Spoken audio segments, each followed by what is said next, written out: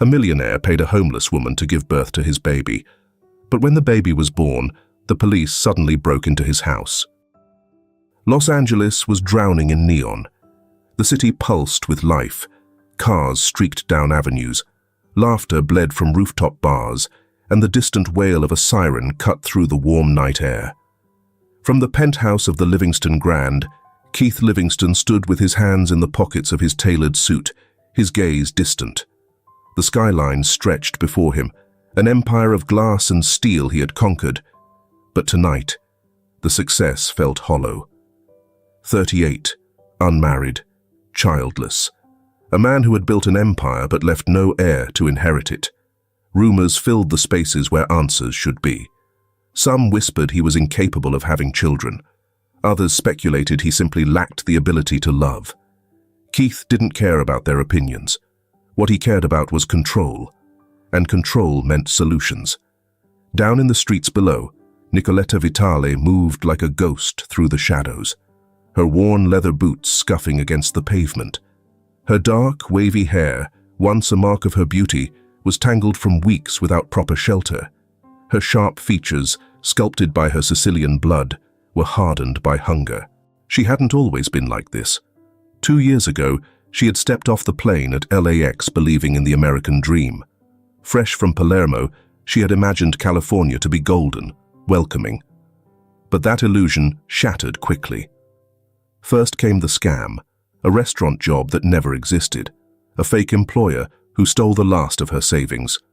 Then the theft, her papers taken in the chaos of a bus station.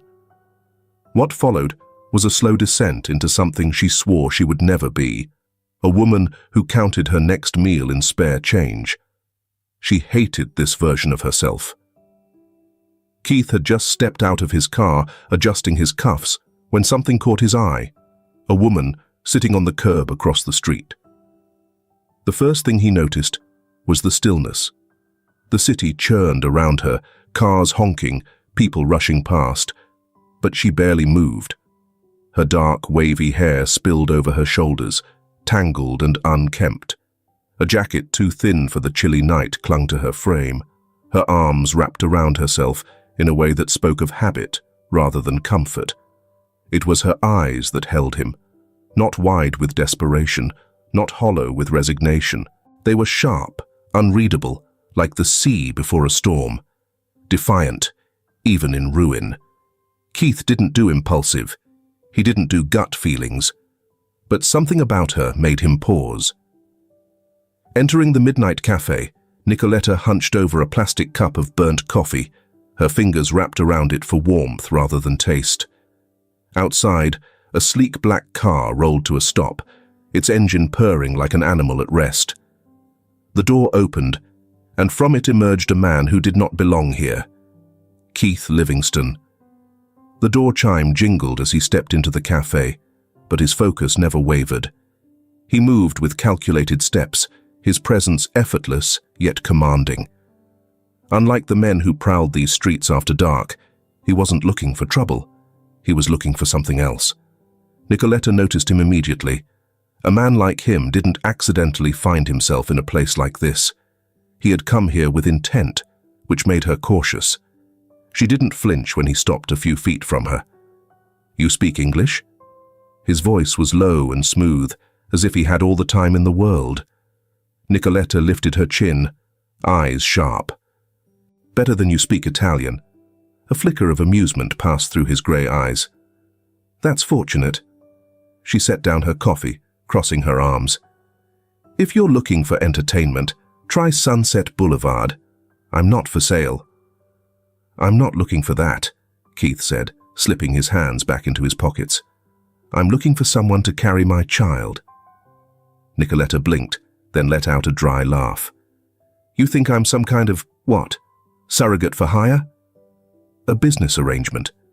His tone was devoid of emotion, as if this was just another deal to be closed. $1 million, no marriage, no complications, just a contract. She stared at him. His face was unreadable, like a man who had long ago learned to hide whatever he once felt. For a moment, the air between them stretched thin. Then Nicoletta stood. "I don't know who the hell you think you are," she said, stepping close enough that she could smell the expensive cologne on his suit. "But I am not some desperate woman who'll sell herself because you threw a big enough number at her." Keith didn't step back. He studied her, not as a beggar, not as a woman broken by circumstance, but as something else entirely. "You're right," he said after a beat. "You're not desperate." Nicoletta clenched her jaw. "Then why me?" Keith exhaled, glancing briefly at the neon glow of the city around them before meeting her gaze again. "Because I need someone outside my world, someone who doesn't care about my money, my status. You don't need to impress me. You don't need to love me. You just need to carry my child." The sheer arrogance of it made her blood boil. Her fists tightened at her sides. "Let me make something clear," she said, her voice like steel. "I don't care if you have $1 billion or a kingdom waiting for an heir. You don't get to walk into my life and treat me like an empty vessel." Keith reached into his coat and pulled out a simple white business card. He held it between two fingers, unshaken by her rejection. "If you change your mind," he said, sliding it onto the cafe table, "call me." Nicoletta let it sit there, untouched. Keith nodded once and turned away, disappearing into the night as effortlessly as he had arrived. The sleek black car swallowed him whole, leaving nothing behind except the faint scent of his cologne and the weight of $1 million resting on a thin piece of paper. Nicoletta looked at the card. Her stomach twisted. She shouldn't even be considering it. But she was. The night stretched endlessly, wrapping Los Angeles in its cold embrace. Streetlights flickered overhead, casting long, fractured shadows across the cracked pavement. Nicoletta sat curled against the side of a shuttered bakery, her arms wrapped tightly around her knees, shielding herself from the unforgiving wind that crept through the city. The business card lay in her palm, its edges pressing into her skin like a taunt.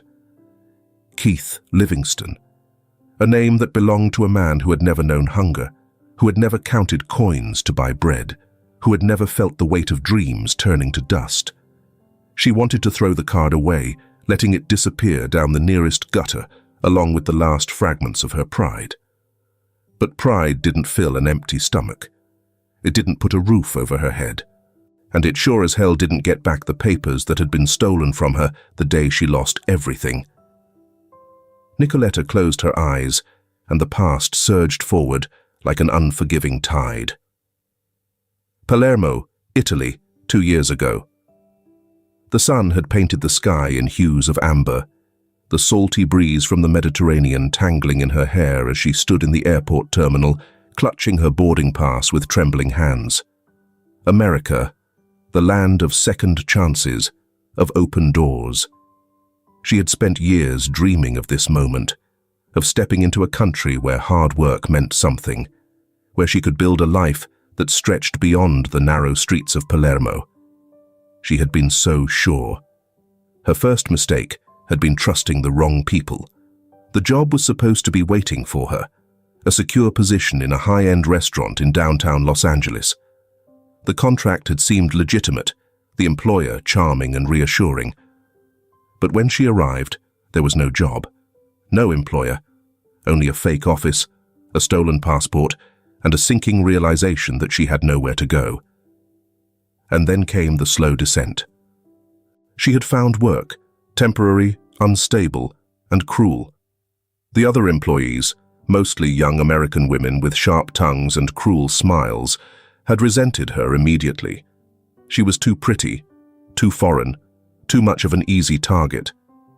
They whispered behind her back and sneered when she struggled with the slang-laden commands in the kitchen. Then, one day, her small locker had been ransacked, her documents gone. Just like that, her existence became invisible. The restaurant fired her. With no way to prove who she was, no bank account, and no legal standing, she became exactly what they had wanted her to be. Nothing. Los Angeles. Present Nicoletta's stomach clenched, hunger pressing sharp and insistent against her ribs. The cold seeped through the thin layers of her clothes, biting at her skin like an accusation. "You were a fool to come here." Her fingers curled around the business card. $1 million. She exhaled, the breath shaky and uneven. She had no family to call, no friends. Even if she wanted to go back to Italy, she couldn't. Not without identification, not without money. This wasn't a decision. This was survival. Before she could second-guess herself, Nicoletta forced herself to her feet and walked, her boots scuffing against the concrete as she moved through the empty streets. Meanwhile, Keith Livingston's penthouse. Keith leaned against the balcony railing, his whiskey untouched beside him. The city below pulsed with life, but it felt distant, like a world he no longer belonged to. He had spent years perfecting control over his business, over his image, over every aspect of his meticulously built empire. He had never been the type to let things spiral, to let emotions dictate his decisions. But tonight, his mind kept circling back to her. Nicoletta Vitale. He had expected her to take the offer immediately. Most people would have. The deal was clean and simple, $1 million in exchange for 9 months of her life. No attachments, no messy emotions. And yet, she had looked him in the eye and refused. Keith wasn't used to hearing no. His phone buzzed against the table, the screen flashing with an unknown number. He picked it up, his voice calm. "Livingston." A pause. Then a breath, shallow, uncertain. "I'll do it. And I'm Nicoletta." Keith didn't react, didn't let the satisfaction show in his voice. "I'll send a car," he said simply, and hung up. Outside, the city stretched on, unaware that a deal had just been made that would change both their lives forever. The black car rolled to a stop in front of the Livingston estate, its headlights cutting through the pre-dawn gloom. Nicoletta sat motionless in the back seat, fingers clenched around the fabric of her worn coat. She had spent the entire ride staring out the window, watching Los Angeles blur past in streaks of neon and shadow. But now, as the wrought iron gates opened and the estate loomed before her, she felt something heavier settle in her chest. The world beyond those gates was another universe, one of wealth and power, of control so absolute it felt suffocating. The mansion itself stood tall and imposing, its massive windows reflecting back nothing but darkness. This was his world. She didn't belong here. The driver opened her door, waiting without a word. Nicoletta hesitated for half a second before stepping out, her boots meeting the pristine gravel with a quiet crunch. The cold air bit at her exposed skin, but she barely noticed. She was too busy taking in the sheer opulence of it all. She hated that it unnerved her. The grand doors swung open before she could knock, revealing a butler with a stiff posture and an even stiffer expression. He barely glanced at her before stepping aside, silently motioning her in. Keith was waiting. He stood at the far end of a massive, glass-walled living room, his back to her, one hand resting on a crystal tumbler of whiskey. The city stretched out beneath him, its lights twinkling in the distance, but he seemed disconnected from it, as though none of it truly mattered. Without turning around, he spoke. "You came faster than I expected." Nicoletta ignored the comment, her voice sharper than she intended. "Where's the contract?" Keith finally turned, his expression unreadable. "Straight to business, then?" Her jaw tightened. "Isn't that what this is?" For a moment, there was silence. Then Keith gestured toward a sleek glass table in the center of the room. A thick stack of papers rested there, its presence heavy, final. Nicoletta moved forward, her heart hammering against her ribs. As she picked up the contract, her eyes skimmed the clinical, emotionless language of it. No emotional attachment, no claim over the child. She leaves immediately after giving birth. In exchange, she gets $1 million. The words felt mechanical, almost too precise, as if they had been drafted to erase any trace of humanity from the agreement. Her throat felt dry. She glanced at Keith, watching him watch her, his expression unreadable. "You do this often?" she asked, keeping her voice neutral. Keith's gaze didn't waver. "No." Nicoletta tapped her fingers against the edge of the contract. "So why now?" A flicker of something passed through his eyes, but it was gone before she could name it. "Because it's necessary." "That's not an answer." Keith exhaled, tilting his head slightly, as if considering whether to entertain the conversation. "Let's just say, people talk. And I don't like being the subject of speculation." Nicoletta's lips pressed into a thin line. So that was it. He wasn't just paying for a child. He was buying silence, control, an end to the whispers. "Doesn't seem like the kind of thing a man like you should care about." Keith's gaze hardened. "I don't care. I just don't like distractions." There was a finality to his words that made it clear. This was not a discussion. Nicoletta let out a slow breath, forcing herself to focus. This wasn't about him. It wasn't about his reasons, his arrogance, or his carefully crafted detachment. It was about her. A future where she wasn't scraping for survival. A future where she wasn't just waiting for the next inevitable moment life would knock her down again. And yet, something inside her rebelled. She wanted to ask him more, not about the contract, but about him, about the man who could make such a ruthless offer without flinching, who stood in a house built on luxury, yet seemed completely untouched by it. But when she opened her mouth, the words never came. Because the second she hesitated, Keith's voice cut through the room, sharp and cold. "Don't ask questions you don't want the answers to." The warning in his tone was unmistakable. Nicoletta swallowed back the instinct to challenge him. This wasn't a game. There was no use in prying where she wasn't wanted. Instead, she picked up the pen. Her fingers trembled just slightly as she hovered over the signature line. Once she signed, there was no turning back. No home, no country, no name is tied to anything beyond this agreement. Her lungs tightened. Then, with one final breath, she pressed the pen to paper and signed. The silence that followed was deafening. Keith didn't smile. He didn't offer any words of acknowledgement. He simply took the contract, checked the signature, and nodded. "It's done." Nicoletta exhaled. She hadn't realized she had been holding her breath. Keith set the document aside, already moving on. "You'll stay here from now on. I'll have the guest wing prepared." "Tomorrow," he continued, his tone impassive, "we start the medical process." Just like that, it was sealed. Nicoletta looked out the floor-to-ceiling windows, her reflection barely visible against the city lights. $1 million. 9 months. She had just sold herself to a stranger. Clinical procedures were scheduled for the next day. Blood tests, urine tests, genomics. All of them made Nicolette feel like a doll. But at least she was being held and cared for, and she smiled wryly at the reality.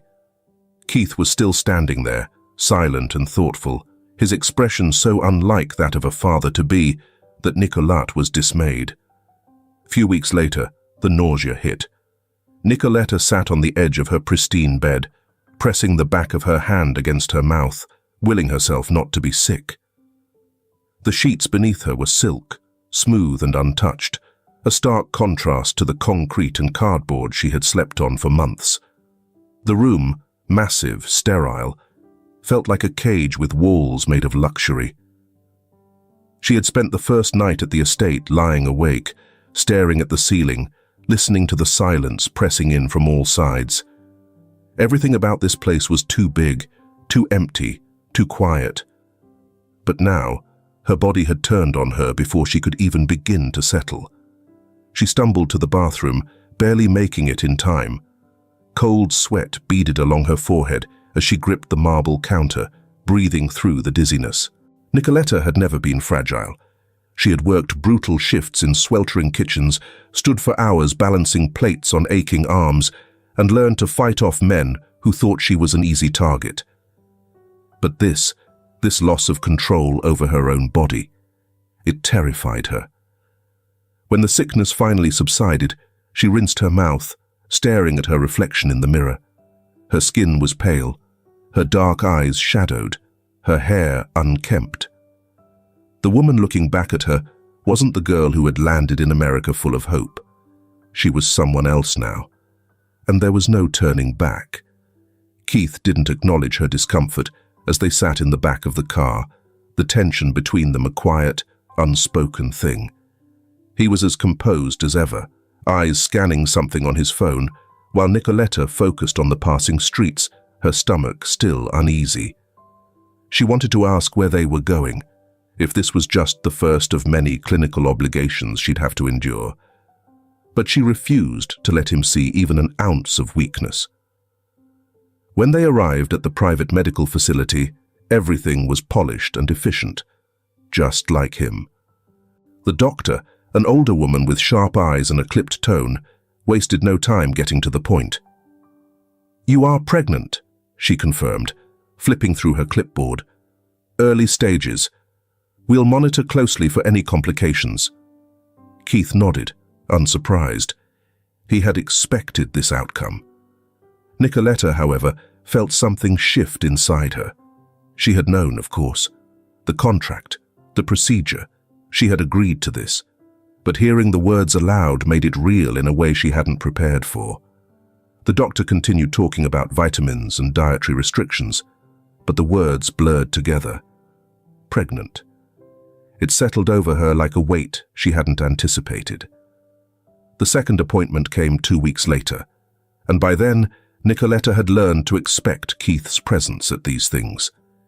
He never asked if she wanted him there.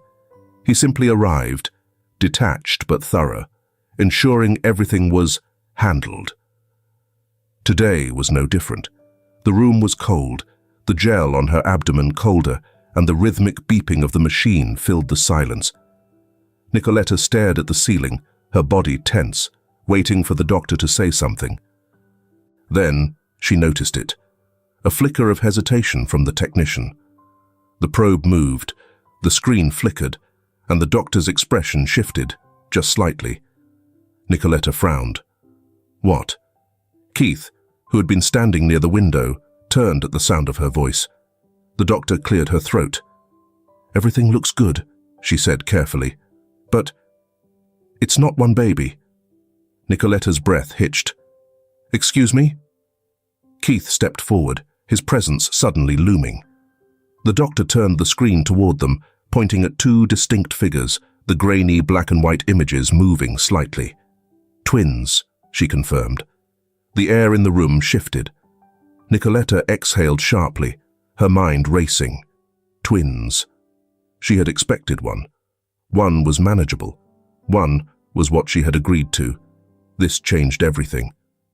She turned to Keith instinctively, curious despite herself for his reaction. He was staring at the monitor. For the first time since she had met him, Keith Livingston was visibly shaken, his jaw tightened, his posture stiff, his fingers flexing once before stilling. "Two," he muttered, his voice lower than usual, almost as if he was speaking to himself. Nicoletta, despite the circumstances, smirked. For once, she had caught him off guard. She watched him carefully, noting the way his mask had momentarily slipped. "You look surprised," she murmured. Keith's gaze snapped to hers, his expression unreadable once more. Whatever moment of vulnerability had surfaced was already gone. "I don't get surprised," he said coolly. Nicoletta arched a brow, a small, knowing smile playing at her lips. "Could have fooled me." The doctor finished her notes, clearly aware of the strange tension in the room, but wisely choosing to ignore it. "We'll need to adjust the plan," she said. "A twin pregnancy comes with additional risks, and we'll have to be more careful." Keith nodded once, his voice measured. "Do whatever is necessary." The appointment ended quickly after that. As they exited the clinic, Nicoletta couldn't help but glance at Keith, watching the way his expression remained unreadable, but his hands were shoved deep into his pockets, a small, almost imperceptible sign of unease. She should have felt uneasy too. But instead, for the first time since signing that contract, something inside her shifted. Keith Livingston wasn't untouchable after all. The weeks passed in slow, quiet shifts, the days bleeding into one another in a rhythm that neither Keith nor Nicoletta had anticipated. Their lives were never meant to intertwine beyond necessity, yet without realizing it, they had fallen into something resembling a routine. Nicoletta was beginning to understand Keith, not the businessman, not the untouchable billionaire, but the man behind the carefully controlled facade. He was meticulous, composed, and above all, detached. Yet he noticed things, like how she barely ate unless prompted, or how she hesitated before accepting anything that felt like kindness. Which was why, every morning without fail, the dining table was already set with breakfast, an array of options, though Keith never explicitly told her to eat. The unspoken expectation was enough. "Are you tracking my meals now?" Nicoletta muttered one morning, pushing a fork through a plate of fresh fruit and toast. Keith, seated at the other end of the dining table, barely glanced up from his tablet. "Eat whatever you want, or don't. It's your choice." But they both knew it wasn't. Nicoletta smirked, picking up a slice of toast with deliberate slowness. "You know, if you're going to be controlling, at least own it." Keith looked at her then, expression unreadable. "You're impossible," she grinned. "So I've been told." Unspoken moments of closeness. One night, Nicoletta found herself in the library. It had been an accident, really. She had only meant to wander, to stretch her legs after another restless night. But the warm glow of the fireplace, the smell of aged paper, and the heavy silence of the room had lured her in.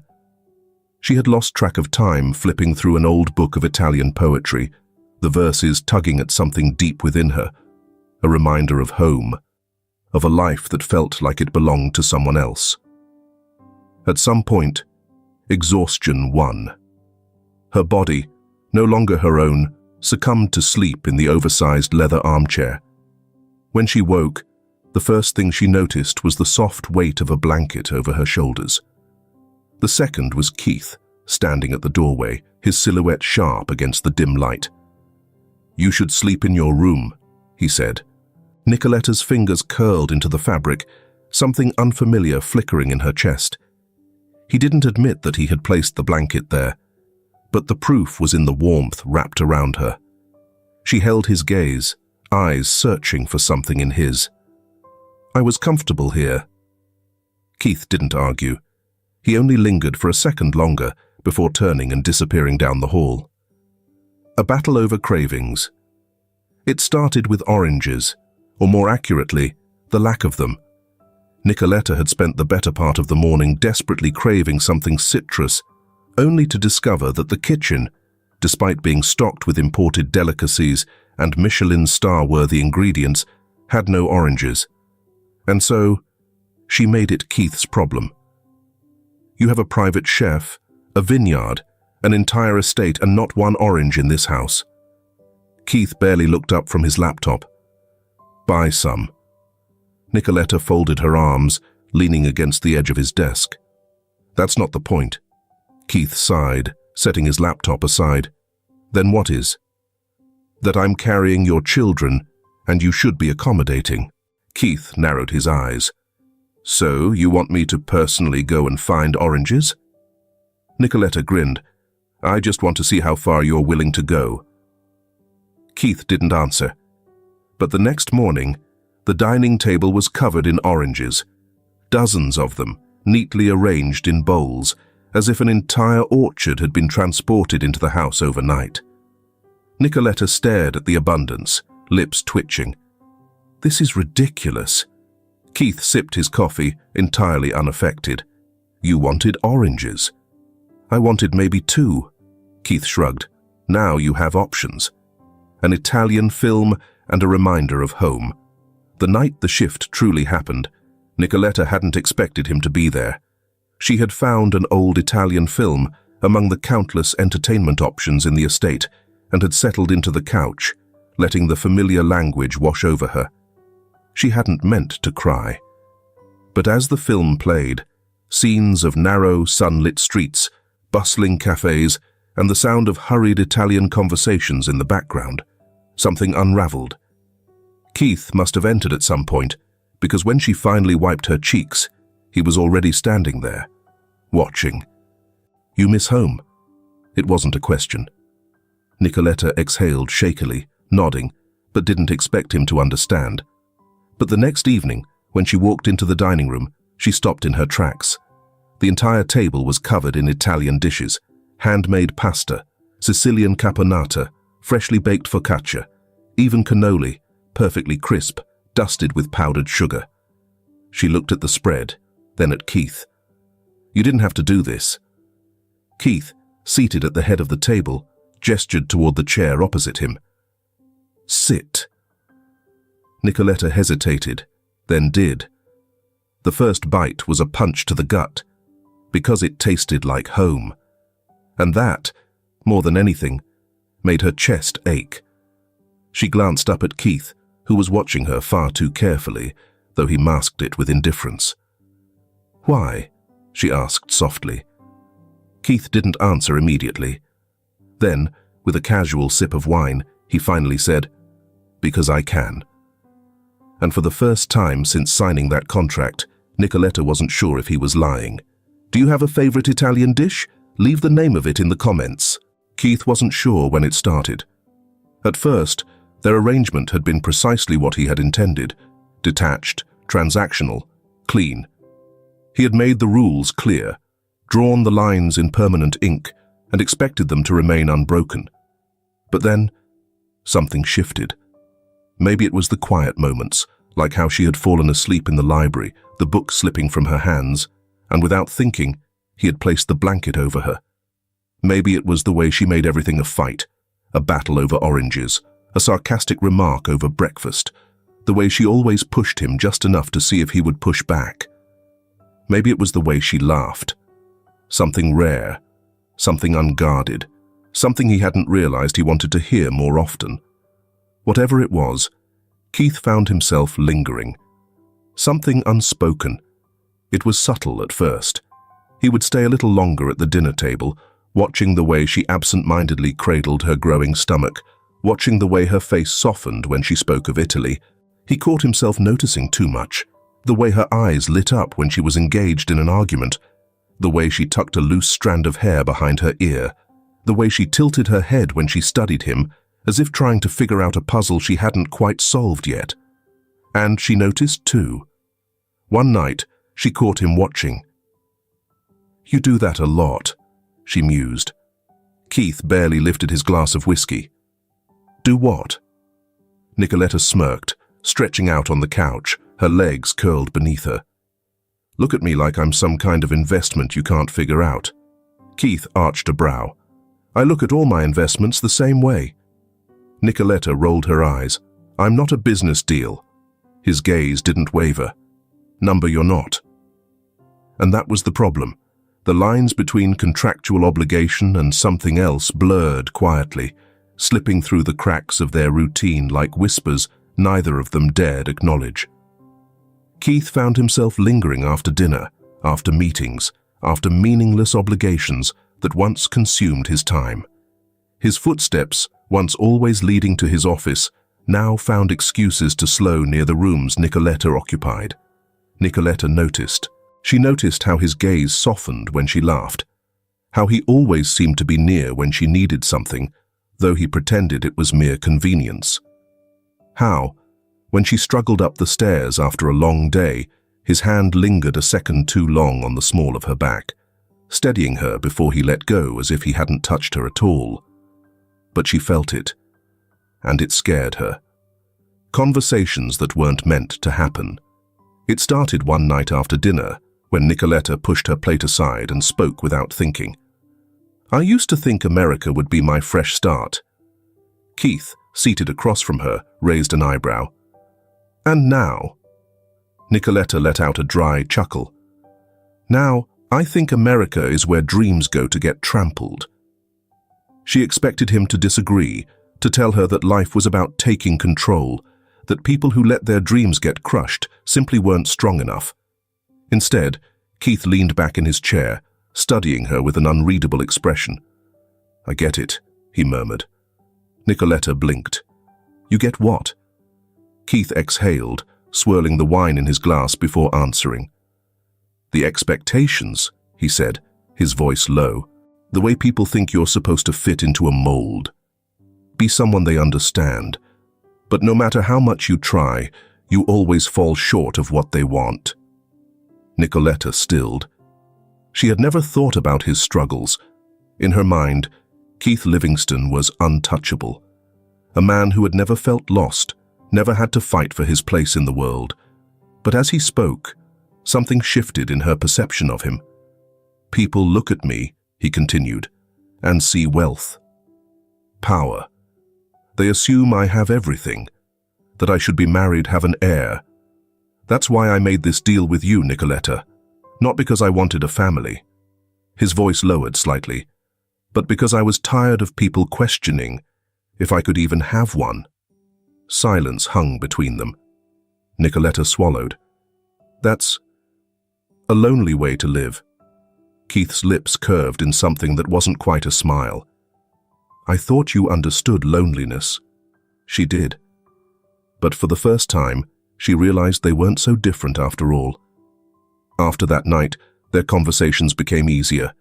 Keith would find her curled up with a book, and instead of walking past, he'd sit nearby. Nicoletta would linger in the kitchen late at night, sipping tea, and Keith would wordlessly pour himself a glass of whiskey and sit beside her. Sometimes they spoke, sometimes they didn't, but the silence between them was no longer uncomfortable. One evening, Nicoletta found herself dozing by the fireplace, exhaustion from carrying twins weighing heavily on her body. The fire crackled softly, the golden glow painting shadows across the room. Keith sat across from her, a book in his hand, though he wasn't reading. Instead, his gaze kept drifting back to her, the way the flames reflected in her dark eyes, the slow rise and fall of her breathing. And without realizing it, he reached out. His fingers barely brushed a strand of hair from her face, the gesture too tender, too natural. Nicoletta stirred slightly, her lips parting as if she sensed the moment. Then, she gasped. Keith's chest tightened as her fingers dug into the armrest. Her breath came fast, her brows furrowed, her mouth parting in shock. Then, in a voice barely above a whisper, "Keith!" And that's when he saw it. A small puddle is forming beneath her seat. Her water had broken. Keith didn't hesitate. He was already reaching for his phone. "Call the doctor," he ordered the nearest staff member, his voice clipped and sharp. Then, his hand was on hers. Nicoletta's fingers clutched his in a way they never had before. For the first time, this wasn't about a contract. This was real. The drive to the hospital was a blur of motion and flashing streetlights. Keith had always been a man of control. Every aspect of his life had been planned, calculated, and executed with precision. But tonight, he had no control at all. Nicoletta sat beside him in the back of the car, her hands gripping the seat as each contraction tore through her body. She was breathing fast, her dark hair damp against her forehead, her jaw clenched in pain. "Just hold on," Keith muttered, his own hands tightening into fists, as if that alone could stop time from working against them. Nicoletta let out a short, humorless laugh between breaths. "Not really an option right now." Keith had no idea what to do. For the first time in years, he was completely unprepared. The moment they arrived, the hospital staff sprung into action, wheeling Nicoletta away while Keith was left standing in the hallway, feeling utterly useless. She was strong, he knew that, but watching her disappear behind those doors made something sharp lodge in his chest. Keith Livingston didn't do helpless. Yet when it came to her, to their children, he felt it, for the first time in his life. Lucas and Lucy. The first cries echoed through the hospital room just after midnight. Keith had expected relief. Instead, he felt something else entirely. He stood at the edge of the room as the doctors carefully wrapped two tiny figures in blankets. A nurse turned, placing the first baby in his arms without hesitation. A boy, Lucas. Keith stared down at him, his breath catching in his throat. He was so small. His tiny fingers curled into the fabric of the blanket, his face scrunched, already impatient with the world. Then, another cry. The nurse handed him the second baby, a girl, Lucy. Keith blinked, feeling the impossible weight of them in his arms. 2 lives, 2 little heartbeats against his chest. And something inside him broke open. He had thought this would be nothing more than a contract, a solution to a problem. But looking down at his children, everything changed. This was real. They were real. Nicoletta, exhausted and weak, watched from the hospital bed, her eyes heavy but focused on him. She had never seen Keith like this before. He wasn't composed. He wasn't distant. He was just standing there, holding their children as if he had forgotten the rest of the world existed. For a long moment, neither of them spoke. Then, in a voice that was too careful, Keith finally said, "Stay." Nicoletta's brows furrowed. Keith cleared his throat, his gaze still locked on the twins. "Just for 3 months. To recover." It was the first time Keith had ever sounded unsure of himself. It could be an excuse, a reasonable excuse at the moment. The only thing Keith was sure of was that he didn't want Nicoletta out of his sight right now. At least not now. He didn't want her to refuse. Nicoletta swallowed, her heart pounding with something she couldn't name. She had always known how to read him. But now, she didn't know what he was thinking. The contract said she was supposed to leave after giving birth. That had always been the plan, hadn't it? But looking at Keith now, the way he held their children, the way his fingers trembled just slightly as he adjusted Lucy's blanket, something shifted between them. "Okay," Nicoletta whispered. Keith finally looked at her, and for the first time, she thought maybe, just maybe, he was afraid to let her go. A knock at the estate. The night was supposed to be quiet. Nicoletta was back at the estate, resting, while Keith checked in with the staff. The babies were asleep in their cribs. Everything should have felt settled, but it didn't. Not when the knock on the door came, sharp and authoritative. Not when one of the house staff rushed in, their face pale. "Sir, it's the police." Keith's entire body went rigid. Nicoletta appeared in the hallway, still moving carefully after childbirth, her face tense with exhaustion. "What's going on?" Keith didn't answer. He already knew. He had spent his entire life anticipating problems before they arrived. He knew when something was coming for him. And tonight, it had. A uniformed officer stood at the door, his stance rigid, eyes flicking between Keith and Nicoletta. "Mr. Livingston," the officer said, voice clipped, "we received a report that you're harboring an illegal immigrant." Nicoletta froze. Keith's expression darkened. It took him less than a second to realize what had happened. Someone had tipped them off. Someone had been waiting for this, and now they were coming for her. Nicoletta's fingers trembled. "Keith." Keith stepped forward, his voice sharp as steel. "You're not taking her." The officer's jaw tensed. "Sir, she has no legal documentation." "I don't give a damn," Keith cut him off. "She's the mother of my children." The words hung between them. It wasn't just a contract anymore. Keith had made his choice, and he wasn't letting her go. The moment they took Nicoletta away, Keith felt something snap. He had expected anger. What he hadn't expected was the sheer panic curling in his chest, tightening like a vice around his lungs. For years, he had mastered control over his business, over his image, over every decision in his life. But tonight, As he watched the police car disappear into the night, he realized he was powerless, and he would not stand for it. Keith's first call was to his lawyers. The second was to his private investigator. "I want everything," he snapped into the phone. "Who filed the report, where it came from, and who else knew about it? I don't care how much it costs. I want names." He barely listened as his legal team assured him they'd try to stall Nicoletta's deportation process. Try. Keith didn't deal in try. He wanted results, and he wanted them now. It took less than 24 hours for his investigator to get back to him. "Jessica Moreno," the man said, voice steady through the phone.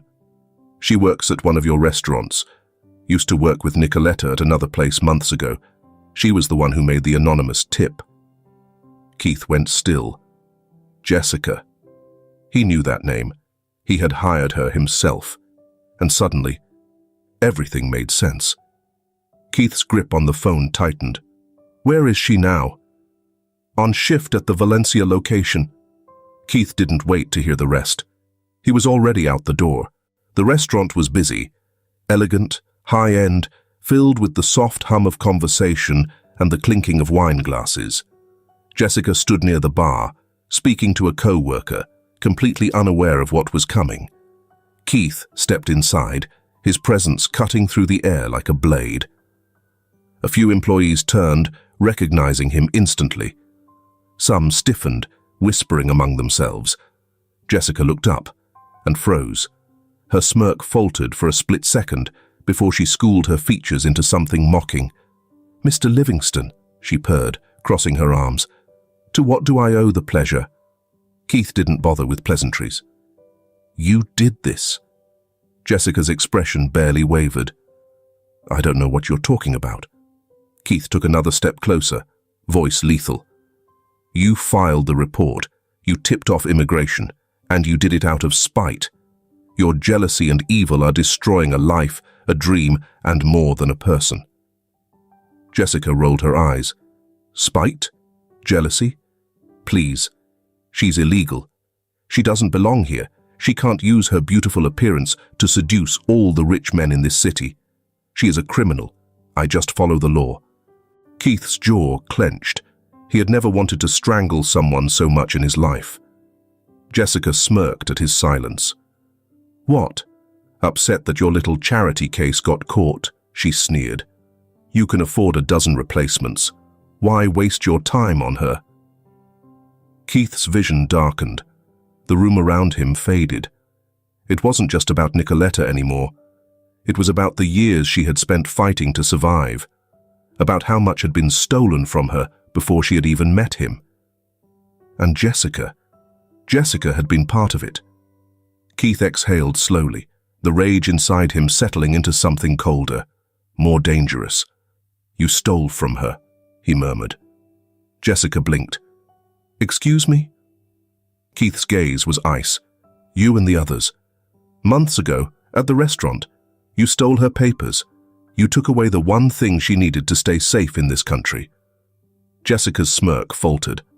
"That's an interesting accusation," she said, tilting her head. "Got proof?" Keith let out a humorless chuckle. "Who do you think you're talking to?" Jessica's breath hitched.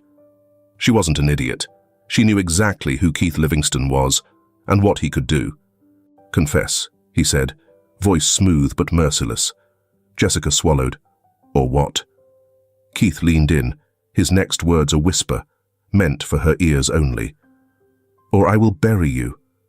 Jessica stilled. Keith continued, his tone soft but lethal. "I own this city. I own this restaurant, and I can make sure you never work in this industry again." Jessica's lips parted slightly, but she had no words. Keith tilted his head. "Or maybe I should take it further. Maybe I should let everyone know what you did. The police, immigration, your family, your friends." Jessica's hands trembled. "You think they'd be so forgiving?" Keith mused. "Do you think they'd stand by you if they knew you ruined a woman's life just because you were jealous?" Jessica's face paled. Keith waited, and then, Finally, she cracked. "Fine," she spat, eyes burning with frustration. "I'll tell them. I'll go to the police. I'll fix it." Keith didn't smile. He just nodded. "You have 24 hours. And with that, he walked away. He had won. But it still wasn't enough, because Nicoletta was still gone, and Keith wouldn't rest until she was back where she belonged, with him. The detention center was cold, sterile, and indifferent. Nicoletta had never felt small before, not when she was homeless, not when she was struggling to survive. But here she was invisible. Days blurred together. She barely slept, barely ate, too consumed by exhaustion and uncertainty. She had been through worse. But this felt different, because now she had something to lose, her children, and, though she hated to admit it, him. She never expected Keith to come for her. Not really. Men like him didn't fight for women like her. But she still wanted to believe that he would come, that he wouldn't let this be the way things ended. But she had learned a long time ago that life didn't work that way. Her mother used to tell her that some people were born unlucky.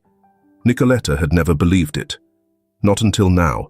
She had been so close, so damn close. She had her children. She had a future. And for the first time since coming to this country, she had felt safe. Then, in the blink of an eye, it was gone. Would she be deported? Would she ever see her babies again? The door creaked open. Nicoletta didn't look up at first. She couldn't bear to hope. Then, she heard it. "Ms. Vitale." The voice was clipped, formal, but not unkind. Slowly, she lifted her gaze. An immigration officer stood there, holding a file in one hand, the other resting on the doorknob. "You're free to go." Nicoletta blinked. "What?" "Your case has been dismissed. Your paperwork will be reinstated soon. Someone pulled some strings. Someone." Her heart stumbled over the realization. Keith. She exhaled sharply, pressing a trembling hand to her lips. The ride back to the estate was silent. Nicoletta was exhausted, her body weak from stress, her mind still reeling from the last few days. But as the gates of the Livingston estate loomed ahead, a sharp, aching relief settled deep in her chest. She was home. And when she stepped inside, when she saw Keith standing in the grand foyer, holding Lucas and Lucy in his arms, something inside her broke. Keith looked at her differently now. Not like she was an obligation, not like she was just a deal he had made, but like she was something else, something he wasn't willing to lose. "You're safe now," he said softly, shifting one of the babies in his arms. Nicoletta swallowed the lump in her throat. She had never known what safety felt like before. Not really.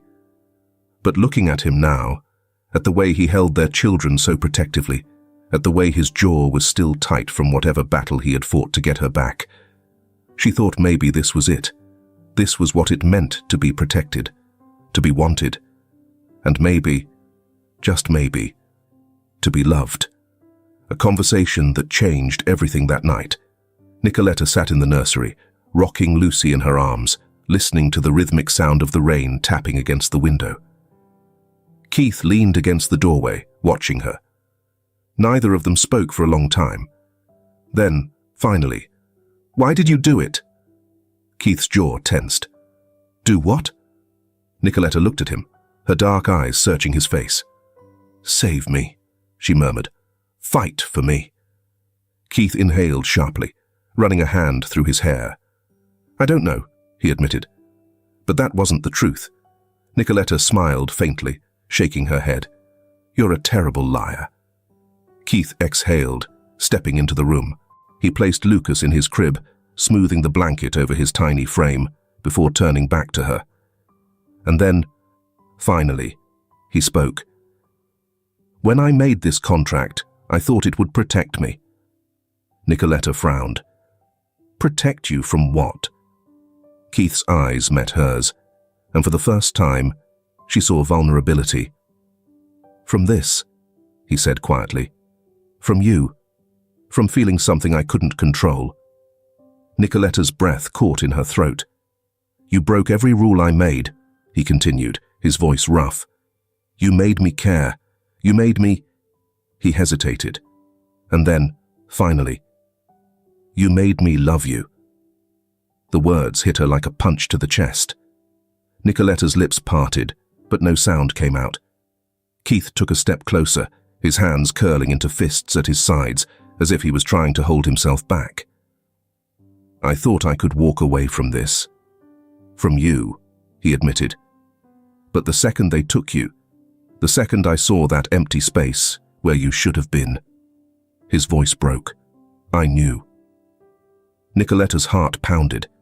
Keith had always been a fortress, untouchable, unreadable, a man who controlled everything. But now he was just a man. A man standing in front of her, confessing something he had never meant to feel. A man who had chosen her. Tears burned at the back of her throat. She had spent her entire life fighting to survive, and for the first time, she wasn't alone. Keith reached into his pocket, and when he pulled out a ring, simple, elegant, perfect, Nicoletta stopped breathing. "Marry me," Keith said, his voice barely above a whisper. Nicoletta's vision blurred. "You don't have to say yes," Keith added quickly, his tone uncharacteristically uncertain. I need you to know that this isn't a contract anymore. This isn't just about them, or about silencing rumors, or about anything that it started as." He exhaled shakily. "This is real, Nicoletta." Nicoletta felt something warm spill down her cheek, a tear, then another. She had spent so long being strong, being guarded, being alone. But Keith had torn through every defense she had, piece by piece, brick by brick, until there was nothing left but this, him, them. "Say something," Keith murmured, voice hoarse. Nicoletta laughed through her tears. And then, yes. Keith went still. Then, before she could even blink, he was kissing her, hard, fierce, desperate, as if he was afraid to let her go, as if he had finally found something he couldn't afford to lose. And for the first time, neither of them wanted to run.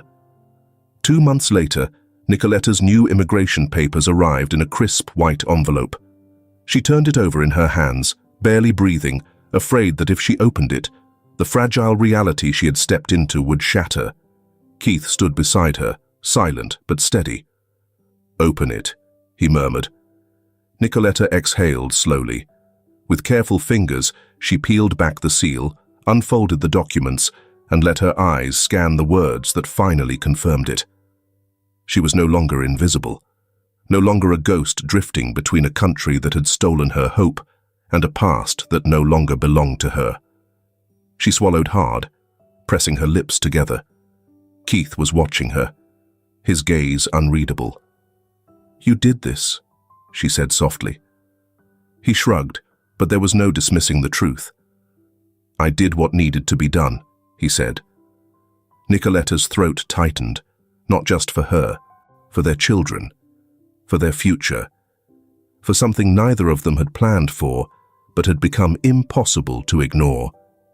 A marriage without a contract. They went to the courthouse the very next morning. Nicoletta had expected something formal, distant, another transaction wrapped in legalities. But Keith didn't keep his hands in his pockets this time. He held hers, tightly, like he had no intention of letting go. The judge asked the usual questions. Keith's answers were clipped, certain. But when it was Nicoletta's turn, she hesitated for half a second, overwhelmed by how real this was. She wasn't afraid. She wasn't running. But she had never expected to stand beside a man who had once been a stranger, and now he was everything. Keith squeezed her hand, grounding her. "I do," she whispered. And just like that it was done. There was no contract, no expiration date, just them. A husband and a wife. And 2 tiny pieces of them waiting at home. the softness of something real. Marriage changed Keith in ways he didn't seem to realize. He wasn't as cold anymore. He didn't just sit across from her at dinner. He sat beside her. He didn't just watch from a distance when she fed the twins. He took Lucy in his arms and pressed a kiss to her tiny forehead. He didn't just walk past her in the hallways. He reached for her. His touches were softer, longer, a hand on her lower back, fingers brushing against hers when he passed her a cup of tea, lips pressed to her temple when he thought she was asleep. And Nicoletta, she let herself fall. One evening, after the twins had finally settled in their cribs, Nicoletta stood in the doorway of their bedroom, watching Keith. He was in front of the fireplace, swirling a glass of whiskey in his hand. His tie had been discarded hours ago, his shirt unbuttoned at the collar. He looked relaxed, like a man who had stopped fighting something. Nicoletta hesitated before stepping closer. Keith turned at the sound of her footsteps. "Lucas kept fighting his sleep again?" he asked, a small smirk playing on his lips. Nicoletta sighed. "Your son is as stubborn as you are." Keith chuckled, setting his glass down. "My son." She arched a brow. "Yes, your son. Lucy is sweet. Lucas is a menace." Keith hummed, his smirk deepening. "Sounds about right." Nicoletta crossed her arms, studying him. "You're different now." Keith tilted his head slightly. "Different how?" Nicoletta took a slow breath, choosing her words carefully. "You look at me like I belong here." Keith's expression shifted. He stepped closer, reaching out, his fingers brushing against her wrist before curling around it gently. "You do," he murmured. Nicoletta's heart pounded. His touch, his warmth. It wasn't ownership. It wasn't control. It was something else, something real, something she had spent her entire life searching for. Keith lifted a hand, tucking a stray strand of hair behind her ear. His touch lingered. Nicoletta swallowed hard. "You don't have to stay," he said quietly. "Not because of the twins, not because of me. If you ever want to leave, you can." Nicoletta looked up at him, her dark eyes locked on his. "I don't want to leave," she whispered. Keith's jaw tensed. His grip on her wrist tightened just slightly. And then, before she could second-guess herself, she kissed him. It wasn't tentative. It wasn't careful. It was right. Keith inhaled sharply against her lips, his hands sliding around her waist, pulling her closer. And Nicoletta, she let herself fall. For the first time, there was no contract between them, just love. The Livingston estate had never seen a day like this. Once the grand halls had echoed with nothing but the cold silence of luxury, untouched, pristine, and lifeless. Today, it was alive. Warm lights bathed the marble floors, soft music drifted through the gardens, and laughter, real, unrestrained laughter, filled the space where emptiness had once reigned. The wedding was small, intimate. Keith had offered a grand affair, a spectacle that would have been the talk of Los Angeles for weeks, but Nicoletta had shaken her head. "Something simple," she had murmured, her fingers brushing over his. "Just the people who matter." And so, that's what it was. Their closest friends, their trusted staff, who had become more like family. The few people in this world who had seen them both at their worst, and yet had chosen to stand by them. And of course, Lucas and Lucy. The twins, dressed in tiny ivory outfits, had stolen everyone's attention the moment they were carried into the ceremony. Lucy, ever the quiet observer, rested comfortably in Nicoletta's arms, while Lucas fidgeted in Keith's grasp, his small hands grabbing onto his father's collar. Keith had never looked so at home. A man who swore off love. He had once told himself he would never need anyone. That love was nothing more than an illusion, a weakness wrapped in pretty words. Yet, as he stood at the altar, watching her walk toward him, His heart pounded in a way that defied every rule he had ever set for himself. Nicoletta was breathtaking. She wore no elaborate gown, no heavy jewels, just a simple white dress that hugged her in all the right places, her dark hair cascading in soft waves over her shoulders. But it wasn't the dress. It wasn't even the way she looked. It was her, the woman who had come into his life not as a choice, but as a necessity.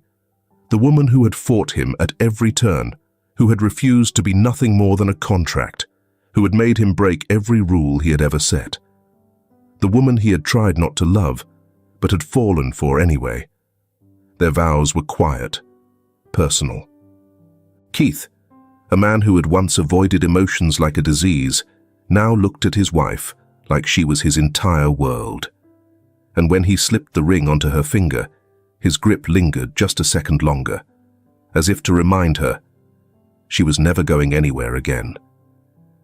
A house no longer empty. The estate, once cold and hollow, had become something else. It was no longer just his house. It was their home. It was filled with Lucas's laughter as he tried, and failed, to take his first wobbly steps across the living room floor. It was filled with Lucy's soft coos as she reached for her mother, her tiny fingers curling around Nicoletta's necklace. It was filled with the scent of fresh bread and Sicilian spices as Nicoletta took over the kitchen, cooking meals that reminded her of home. It was filled with late-night whispers as Keith pulled her into his arms, murmuring things he never thought he'd say. "I never thought I'd have this," he admitted one evening, as they lay in bed, their bodies tangled in soft sheets, their twins asleep in the next room. Nicoletta traced her fingers over his chest. "Have what?" Keith exhaled. "A reason to come home." She smiled against his skin. "You have that now." And he did. More than he had ever imagined. A future worth. Holding on to one evening, Nicoletta stood on the balcony, the warm glow of the setting sun casting soft shadows across the estate. Below her in the garden, Keith knelt beside Lucas and Lucy, the twins giggling as he let them grab onto his fingers, steadying them as they tried to stand. The sight of it made her heart ache. This was real, a future she had never dared to dream of. She didn't hear Keith approach until he was behind her, his arms wrapping around her waist, pulling her against his chest. "You're staring," he murmured against her ear. Nicoletta smirked. "I have a beautiful view." Keith pressed a kiss to the side of her neck. "Flattery will get you everywhere, Mrs. Livingston." She turned slightly, tilting her chin to meet his gaze. "Are you happy?" he asked, his voice softer than usual. Nicoletta leaned into him, her hands covering his. "More than I ever thought possible," she whispered. Keith exhaled, pressing his forehead against hers. And in that moment, as the laughter of their children echoed in the distance and the sun dipped below the horizon, he knew. He had spent his entire life chasing power, wealth, and control. But this was everything. If this film touches your heart, leave your mark with a like, and don't forget to subscribe to our channel to explore more meaningful stories with us. Share your feelings with us and tell us your own stories. Every word you share is a building block that helps create our strong and enduring community. Together, we'll create a warm space where everyone can share and connect. Finally, don't miss the incredible stories coming your way soon. We're always here to bring you the best selections, full of deep values yet entertaining. See you there.